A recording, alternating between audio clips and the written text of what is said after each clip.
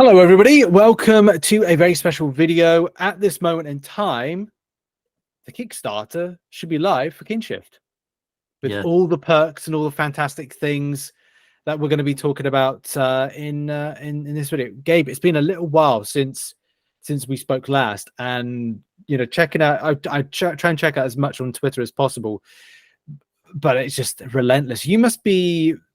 I think definitely prior to we started recording, you were saying that you've been flat out you've been dipping into the promotion of the game as well. Yeah, it's a bit interesting to wear different hats like that. Half of the day I have to think about what people want to see, what I want people to see, and the half of the other day I just join with the team and start working on the game.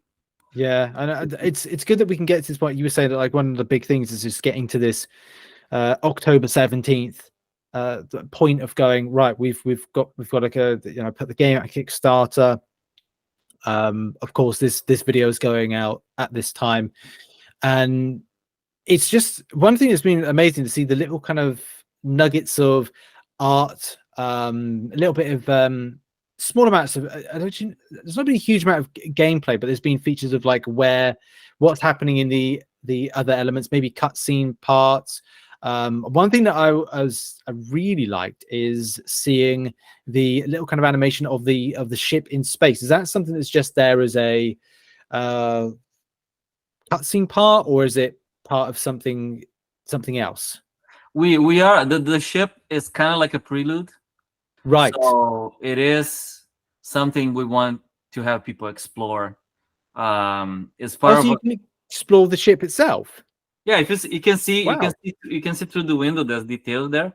No, I'm just loading it now. Yeah. Oh, yeah. It's not. We will, because we want to have before the game launches a prelude so people can go and experience what the family is experiencing.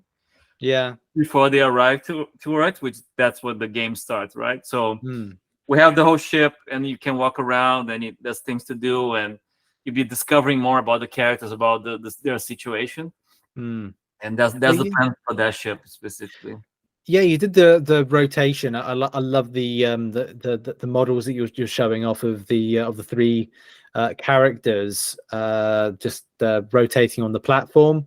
Right. That was really cool. So some of the items that two of the characters are interacting with, is it the father, mother, and daughter? Yeah. Daughter. Yeah.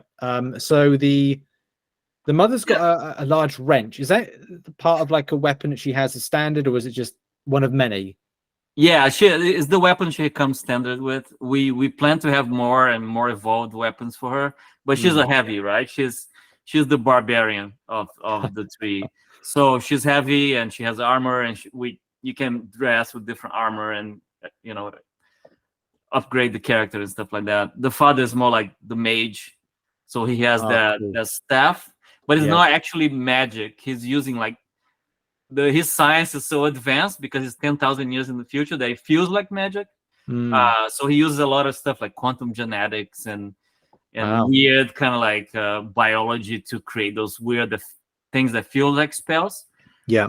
And the daughter is she's more like a ninja. It's just more like a assassin, kind of like stealth kind of character. Yeah, I was thinking that she's kind of like a very much rogue stance. Yeah, and she does have a couple of knives, cool. Like assassin knives, and she does like more acrobatic moves. We were testing that this morning. Just to be very like open to you, like we're just starting this, right? And we do have prototypes that are playable but not ready to be shown yet. We want this Kickstarter to be a kickstart of you and everybody else that wants to be involved to see this thing being made in front of their eyes. You know what I mean? We don't want it to say, hey, okay, we got the money, see you in 6 months. We want you to go like day by day with us and see what we're doing. And all those concepts that I post, all those images are being done right now. Things are being shaped.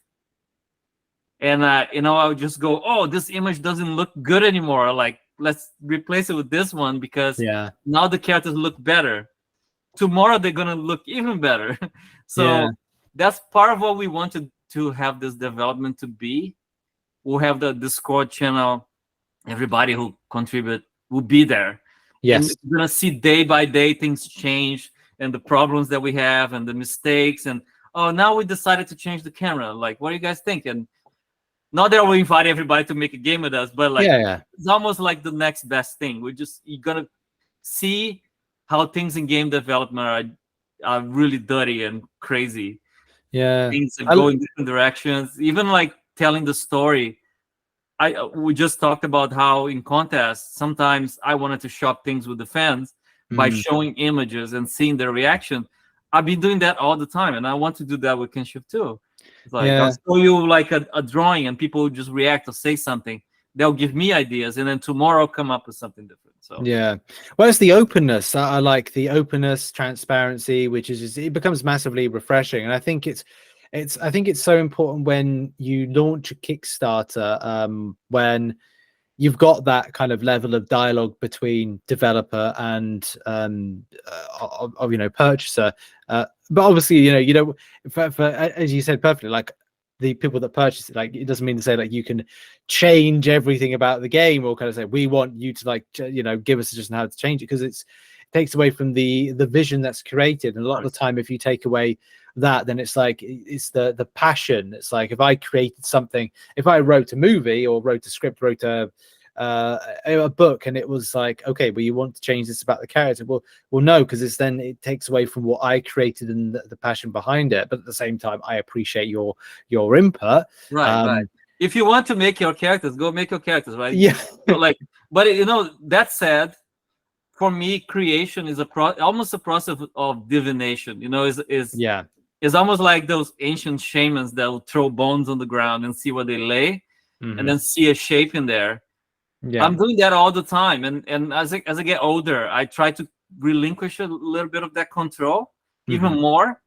And say, hey, I saw a documentary about Lonesome George, which is like this big tortoise that lived for like 120 years.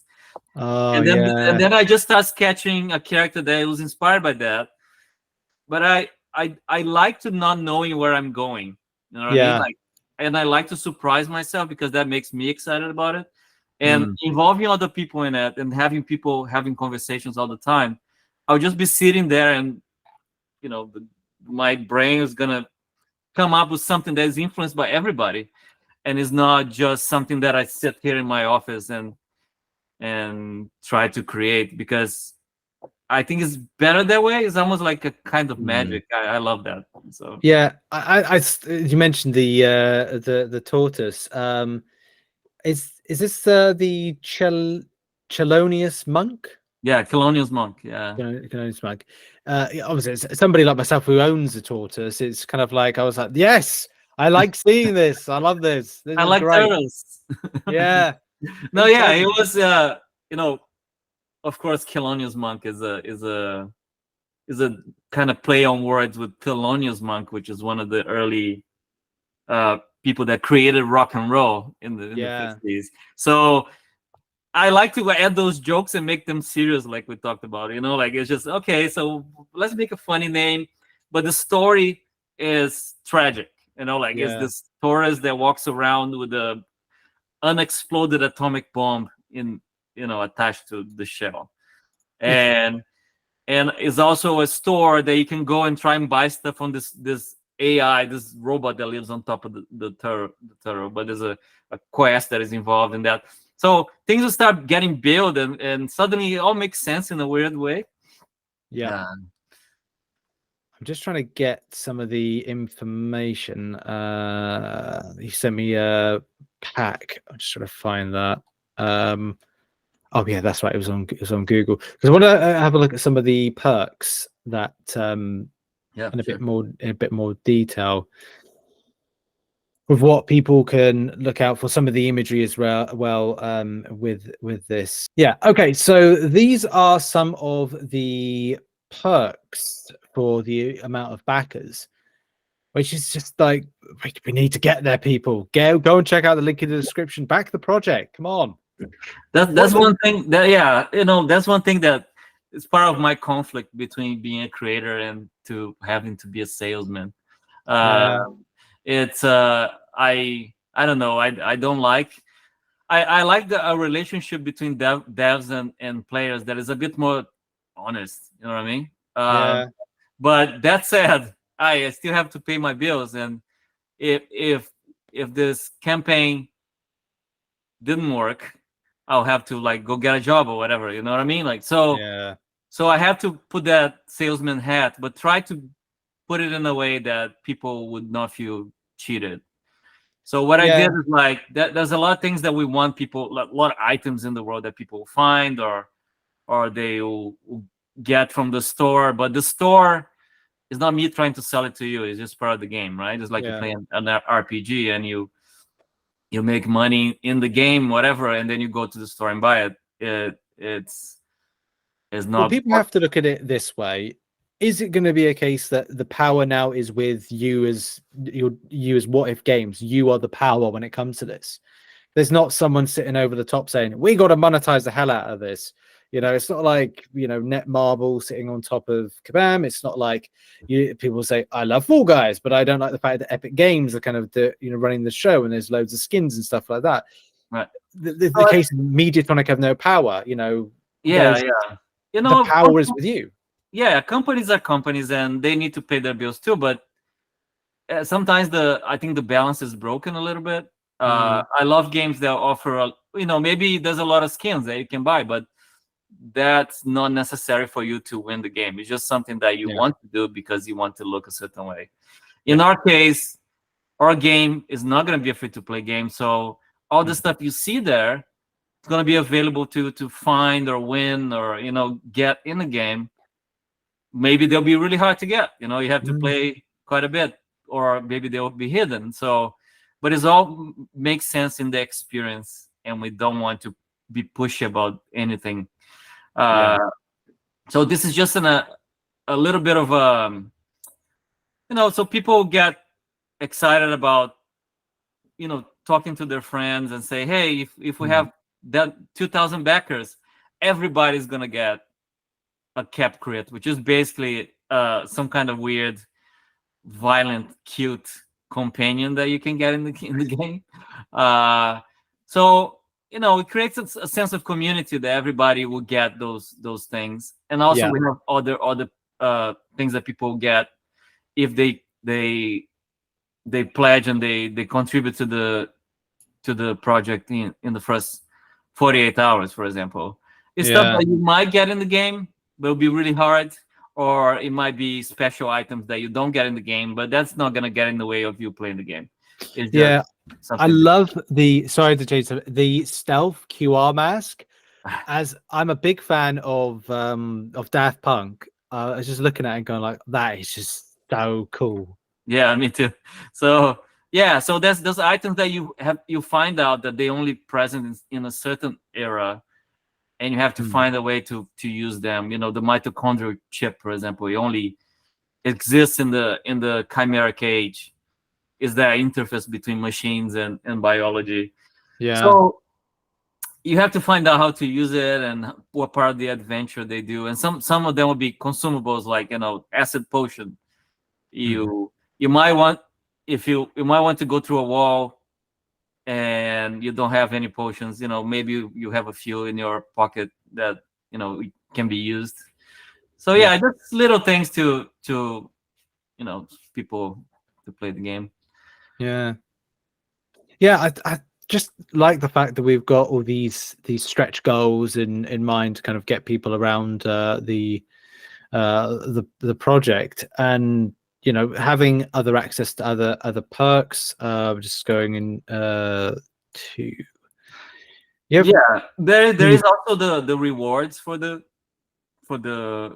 campaign itself, right? So let's say you want to contribute with the campaign at a certain level, there'll be unique rewards for that too, including characters that will be inspired by you. You know what I mean?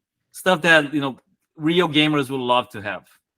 Or a statue that is shaped like you, or something, or a message that you can write in the game there's a lot of different levels of that, including the top level reward is a villain that is inspired by, is made in collaboration with that person, right? Yeah. So we're trying to, again, bring the sense of community and everybody feel that they're included in the game.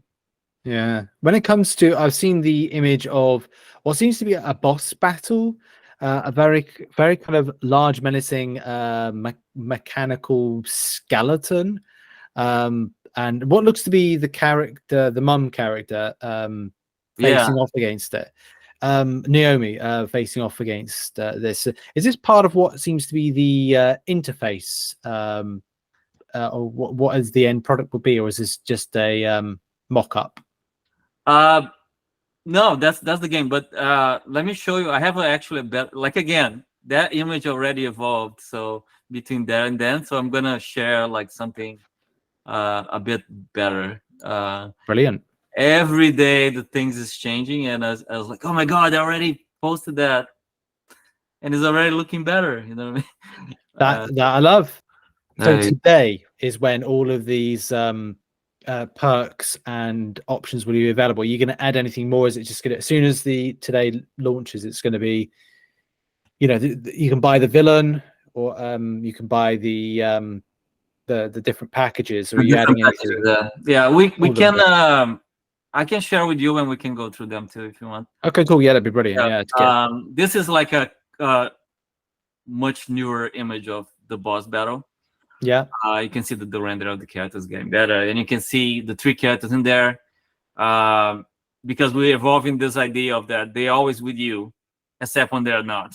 You know what I mean? So if you're fighting as Naomi, maybe Knulls and Nova will help you somehow, even though they're not there. So you see their ghosts, their quantum ghosts in there. So that's closer to, and you also see the little floating drone in there, the Hostia. That Naomi converted that enemy into a companion to help. There's a choice you can have, like you could kill all of them, but you can try and convert them to your side.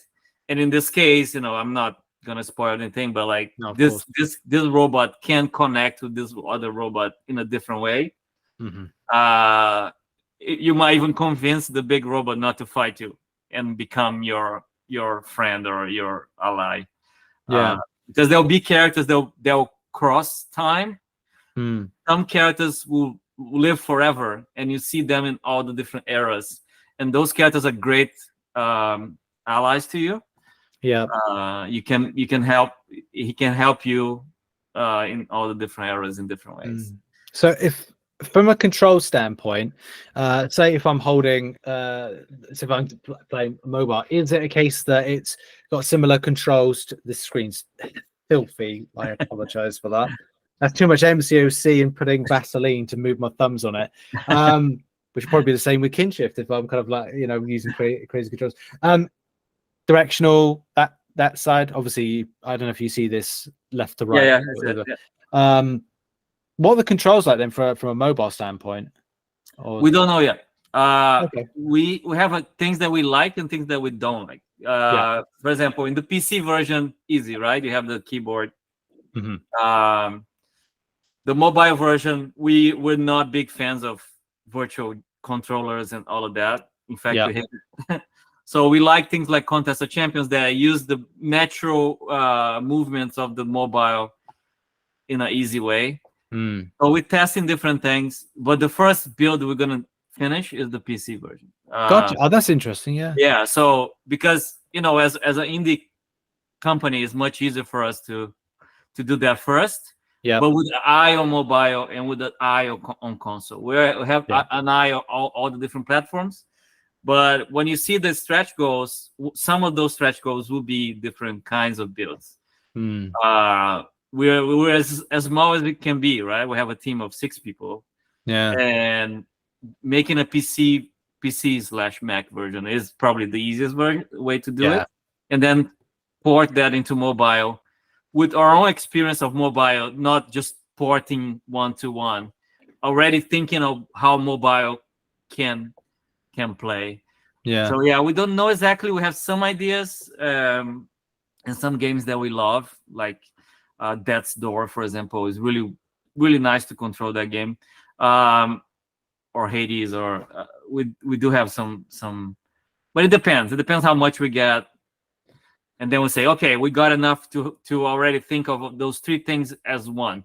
And then we'll hire a bunch of people, engineers, to help us create the best versions of each one of them. Yeah. But it's early, so we're still thinking about it. Sure. So we've covered the perks. Or you got the list of the perks, haven't you? Have you got the list of the full perks? The rewards, yeah, for the let me. This is what the page is gonna be. This is just a preview, of course. There's no numbers here. Yeah. So there is a video here.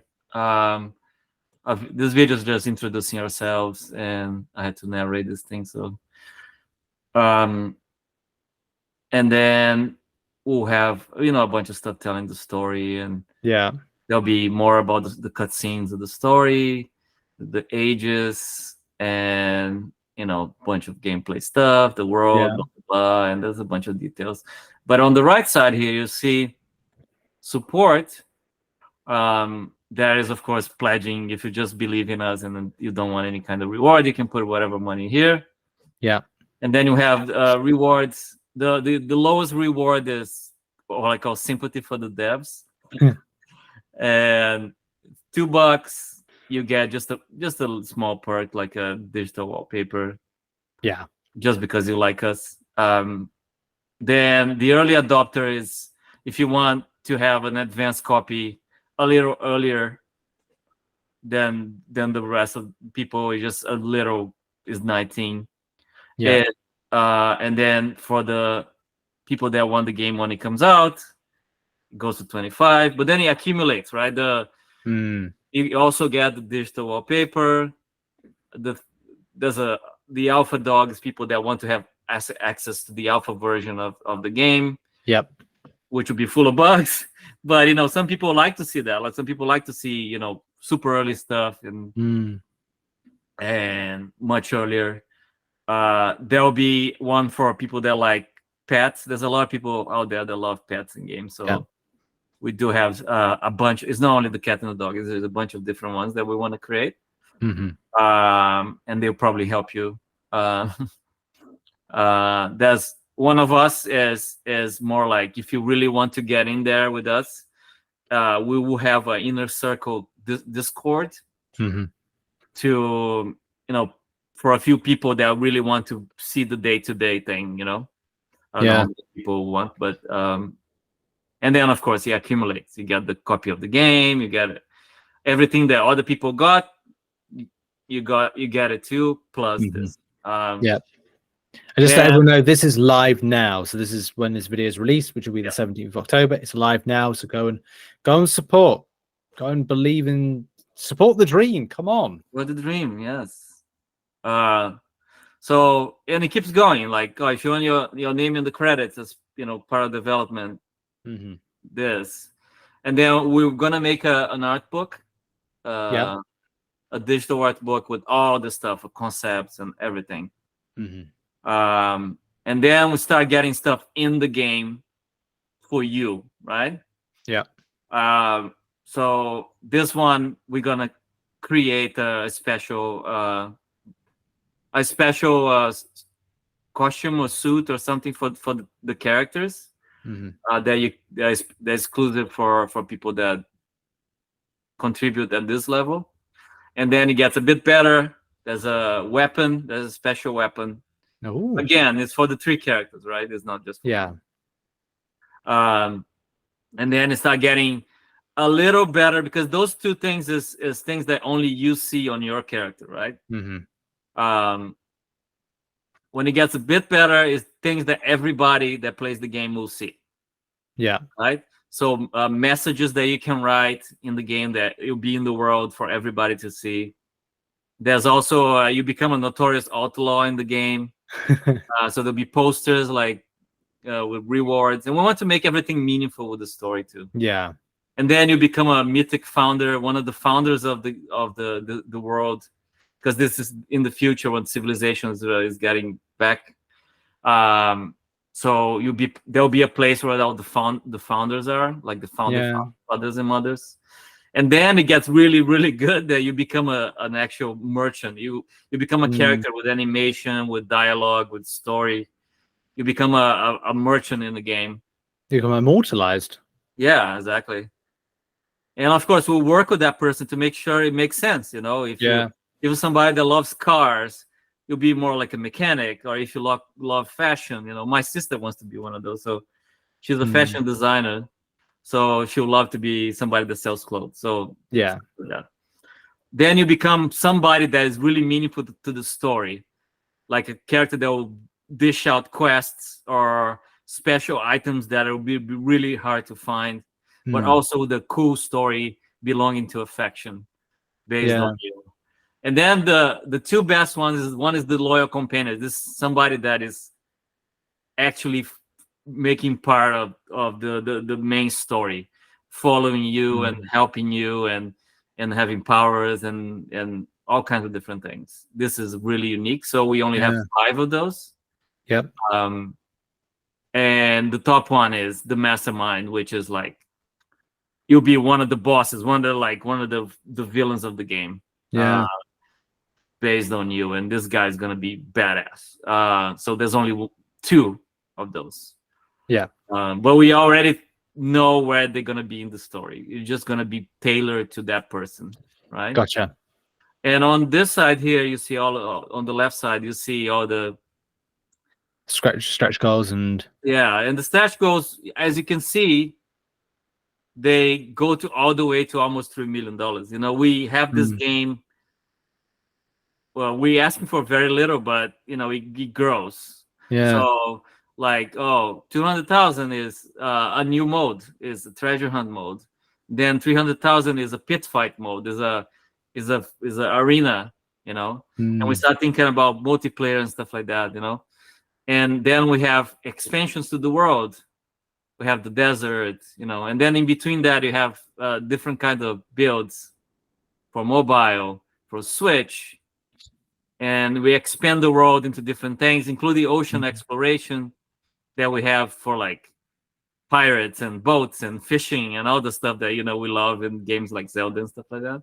Yeah. And then we start getting more and more stuff like story cinematics to make the game look better and feel better too, right? And also mod support, which is something that we really think the community is gonna have a lot of fun with, is to create their own things. And also player dwellings, which is like create your own place to live in the world. And in the end, this is the top one. We're gonna go off world. This is where the story goes after this, and I'm not gonna spoil too much, but absolutely, yeah. Called the Road to Venus. It's the whole thing with map, bosses, missions, etc. And if you see the world is divided in different pieces. And the first, if we get the minimum, that's the Bastion City. That's the Central Territory. The whole game is going to be set in this and around the city. The more we get, the more we're going to expand the story into different chapters, different worlds. They're all going to be self-contained, but they're going to expand, We don't want people to feel that they get a piece of the game, right? So even if you only get the minimum, you're going to get a full game. Yeah. And then you get chapter 2, season 2, whatever, and create this big world with lots of different things. Yeah. That's pretty much what we have. And, hopefully people will love it and contribute to whatever they can, of course. Yeah, because even like I was thinking, like even you said, it's not a lot of money with the like say $3 million, and I was thinking as well, and some people might go, oh, that is a lot, but it's not in the gaming terms. No, $3 million is nothing to the production of a title. So we don't know. Like it's a difficult time for people, and it's the game industry is really weird, and there's a lot of good entertainment out there. We're just gonna add to that, but we think we're gonna be unique in a lot of ways. And even if we get the minimum, we'll keep going, and we keep going and finding more support until the game comes out. And we're here for the long term. We're not gonna give up easy. Yeah, for sure.